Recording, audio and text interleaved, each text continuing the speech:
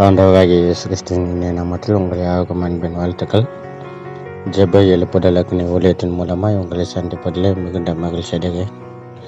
இந்த நாள் தியானத்துக்கு நாம் ஏற்றுக்கொண்ட வேத பகுதி உபாகமத்தின் புஸ்தகம் 1வது அதிகாரம் 16வது வசனம்.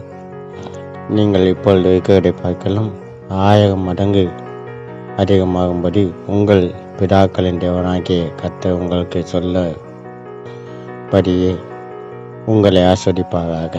இதை கேட்டுக்கொண்ட அருமையான கர்த்தருடைய பிள்ளைகளே, மோசே தன்னுடைய ஜனங்களுக்கு தான் வழி நடத்தி வந்த ஜனங்களுக்கு சொல்லுகிறான ஒரு காரியம் என்னன்னா, நீங்கள் இப்பொழுது இருக்கிறதை பார்க்கலாம் 1000 மடங்கு அதிகமாகும்படி உங்கள் பிதாக்களின் தேவனாகிய கர்த்தர் உங்களுக்கு சொல்லியபடியே உங்களை ஆசீர்வதிப்பாராக. எனக்கு அன்பான சகோதரர்களே, நம்முடைய ஆண்டவர் ஒரு மனுஷனை உயர்த்தவும் முடியும், அவனை தாழ்த்தவும் முடியும். அவர் சிறியவனை புழுதியிலிருந்து தூக்கி எடுக்கிற தேவன். அது மாத்திரமல்ல, நம்ம இருந்த நிலைமையிலேயே இருக்க வேண்டும் என்பது தெய்வீக சித்தம் அல்ல. ஒருவேளை நீங்கள் நினைக்கலாம், நான் அந்த காலத்துலேருந்து இப்போது வரைக்கும் அப்படியே தான் இருக்கேன், என்னுடைய வாழ்க்கையில் எந்த ஒரு மாற்றமும் இல்லை அப்படின்னு நீங்கள் நினைக்கலாம். ஆனால் உங்களை குறித்து ஆண்டவர் ஒரு திட்டம் வைத்திருக்கார்.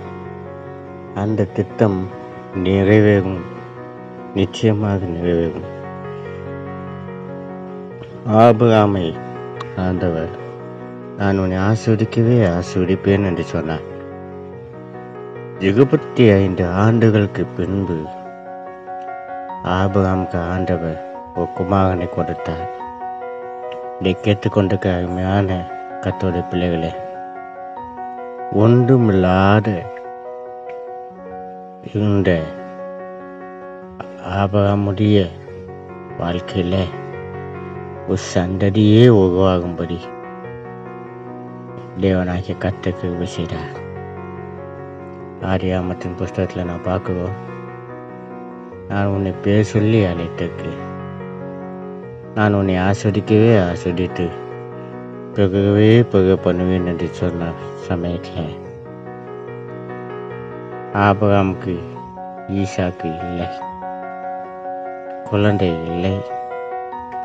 ஆனாலும் நம்முடைய ஆண்டவர் பிறகு செய்கிற தேவன் என்பதை அந்த இடத்துல நமக்கு விளக்கமாக சொல்லியிருக்கிறதை நாம் பார்க்கிறோம்.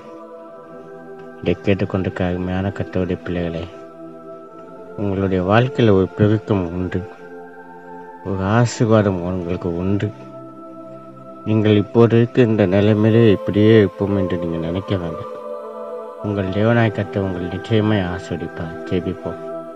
எங்களை நேசிக்கிற நல்ல தகப்பனே, கிருபையுள்ள நல்ல தெய்வமே, ஆசீர்வதிக்கப்பட்ட நல்ல நாளுக்கு அந்த நல்ல வேலைக்கு நமக்கு நன்றி செலுத்தும். நீ சொன்ன வாக்கு தத்துவத்தின்படி எங்களை ஆஸ்வதித்து எங்களை பெருக பண்ண வேண்டும் என்று நாங்கள் ஜெபிக்கிறோம்.